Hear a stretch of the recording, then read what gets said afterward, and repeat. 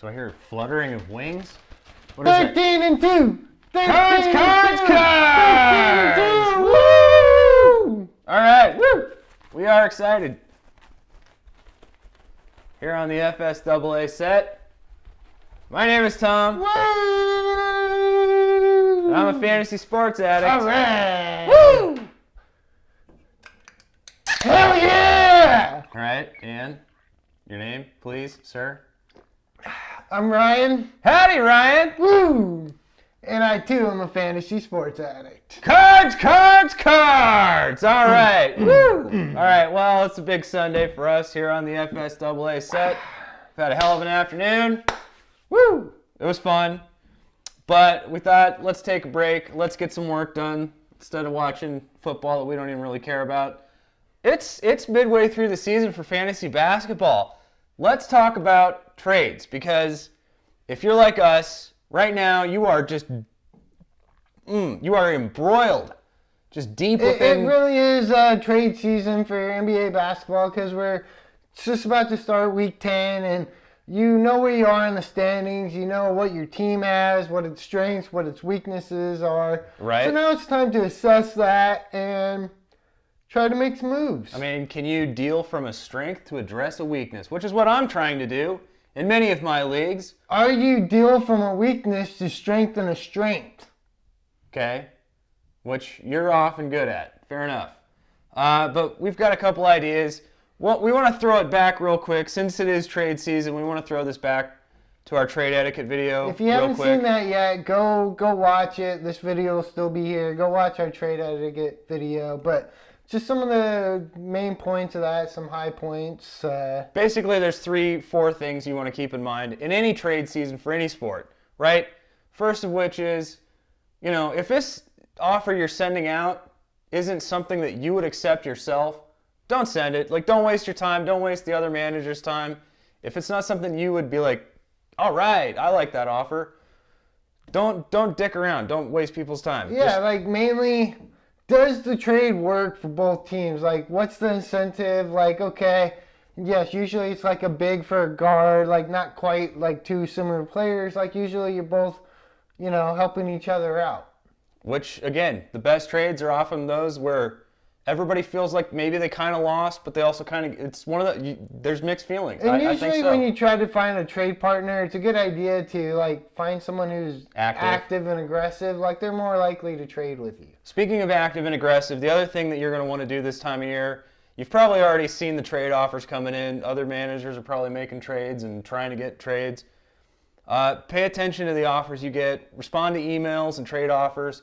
You're not obligated to take any trades or make any trades. Maybe you don't need to. But just be courteous to the rest of the league. Just reply, send them some communication, right? Be a good manager. And go ahead and set your trading block. Like, just do it. If there's anybody you'd move, why not, right? It helps. Okay, now the last thing, obviously, don't be afraid to send a counteroffer. I had to do this myself today. Again, I put Anthony Davis, like you mentioned, on the trading block. It's not something I necessarily... Panic move. It's not a panic. You can't panic when you're tanking. There's no tank panic, okay? Sorry. But Anthony Davis suddenly went on the block. I need a point guard. I got offers from a team where there was plenty of point guards, but it was a 2-for-1. And this guy has Steph Curry. Don't waste my time. Steph Curry for Anthony Davis. That's the 1-for-1. That's what makes sense for both of our teams, and that's where we're at. So just send counteroffers. I had to send that counteroffer. I'm waiting to hear back. Okay? Okay, so obviously Curry's one of the guys that you're targeting in a dynasty league. Dynasty scenario. Moving unibrow, which is huge. But who else are you moving for other than maybe Curry or like Durant? Right? Who are some other trades that you're trying to get this time of year? Like standard public leagues, I'm looking for... like tarnished upside. I'm looking for like Jonas Valanciunas, Kyrie Irving, guys like that are coming off an injury, that you know what their value is, you know what they can give you for your team, but you not necessarily getting them at a discount, just getting them now that they're back and healthy. Okay, a lot of times when a player comes back from the injury list, that's actually the best time to trade them. I mean, you can kind of try to sell that angle. Sell it high. Yeah, maybe you want to get rid of Kyrie or JV. Sell high. That's another That angle. works too. All right, what about you? Who are you looking at? Again, usually it's always about your team needs, your team, strengths or weaknesses, whatever. Right. I always have a punting team. Always. So I'm going to be looking for Rudy Gobert, New Orleans Noel, Victor Oladipo, like some guys who I can get less than what they were drafted for that fit my particular strategy. And even, at their not prime, they're not peak right now. They give the still give stats you what that you fit need. my team. Fair enough. It's a great... This And is why then, Ryan wins with these punting teams. Other It's than disgusting. that, there's been a couple of injuries. Blake Griffin got hurt. Eric Bledsoe are both down.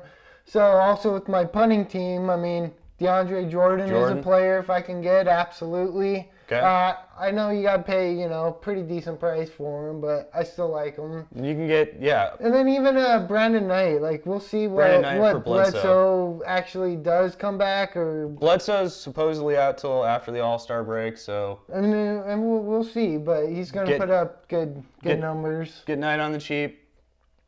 And one last Jordan, thing I'm maybe? definitely going for. What's this? Oh, the Any Sixers. 76ers players. They got Mike D. I mean, I love Coach D. I love the 7 seconds or less. All right. All right. Woo! Technical difficulties, whatever. We're addicts, not experts. What was that? Whoa! Right timeout, I guess. Right time out. Anyways, as I was saying... 76ers. 76ers, if you can get Covington, go pick up Ish Smith if he's still available. Noel. I mean, even Okafor or Grant, just, obviously don't overpay or get all of them, but they can work for a good throw-in piece or just a little glue guy. All right, Ryan likes his Sixers. I'm going to close the Fantasy Sports Serenity Prayer while he waves the Cardinals flag. Fantasy gods, please grant me the serenity to set my ideal lineup. Woo! The courage to add drop aggressively. And wisdom, as always, Bird gang. to make good trades. Woo! I'm in. Woo! All right, check out our website, fantasysportsaddicts.com. Hit us up on Twitter at letter F, letter S, the word double, letter A, at FSAA. Okay, get the fucking flag out of here. I love the Cards, but get the fucking flag out of here. Ryan, you're fucking it up. Thanks for watching. Fantasy Sports Addicts Anonymous. Yeah. Cards!